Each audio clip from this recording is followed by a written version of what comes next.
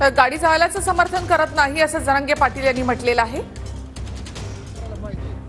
आज जर शिवाजी महाराज असते ना तर त्यांनी या गोरगरीब अरे ज्या न्हावी समाजाच्या शिवाजी काशीद नावाच्या एका मावळ्यानं त्या पालखीमध्ये बसून त्या विशाळगड त्या सिद्धीजवळच्या छावणीत गेले आणि त्याच न्हावी समाजाच्या लेकरांचं आरक्षण काढून घ्यायला आम्हाला मराठ्यांना मला तरी लाज वाटते बा। मला व्यक्तिगत कोणाला वाटू नाही तर नाही वाटू, कोणाला भूषण वाटू, कोणाला ते मर्दपणा वाटू, हा मर्दपणा नाहीये।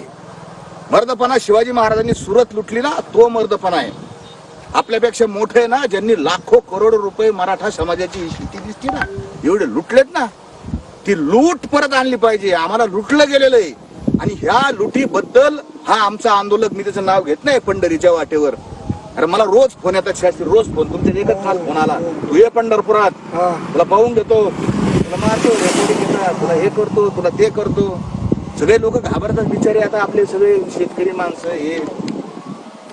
मी काय भाजत आपलं काय भ्यायचं कारण आहे? आम्ही काय नुसतं म्हणतो का मागे पुढे उभा राहा सांभाळीत? आपण म्हणणार आहे का? अरे आमचा विश्वास आहे, संताची पायी हा माझा विश्वास। तो नुसताच बोलायला आहे, मेलो तर समाजाचा, जगलो तर तुझा आहे, हे धंदे आम्हाला जमत नाही। आम्ही खरं बोलणार येतं आणि खऱ्यासाठी मरण जरी आलं ना आम्हाला शास्त्री तरी चालन, परंतु आम्हाला गरीबाच्या ताटातली भाकर घ्यायचीच नाहीच घ्यायची। लहान व्यक्तिशा आणि माझ्यासारखं हजारो मराठा समाजाचं मत आहे, कोणा एका माणसाचं मत असं की गरीबाच्या ताटातली भाकर हिसकून घ्यायची, त्याचं मत त्याला लख लाभ, तू हिसकव। आमचं मत नाही, आम्हाला नाही पाहिजे, आमची संस्कृती नाही ती। आणि म्हणून मला हे सांगायचं काय कारण की या पंढरीच्या वाटेवर ही आनंदाची वारी, आम्हाला दुःख नाही, भय नाही, काय नाही, मी चाललो, काही नाही।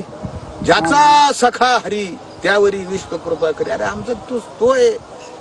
लोकांनी देव बदलले, आपले बाप बदलले शास्त्री, तुम्ही ऐकलं ना काल?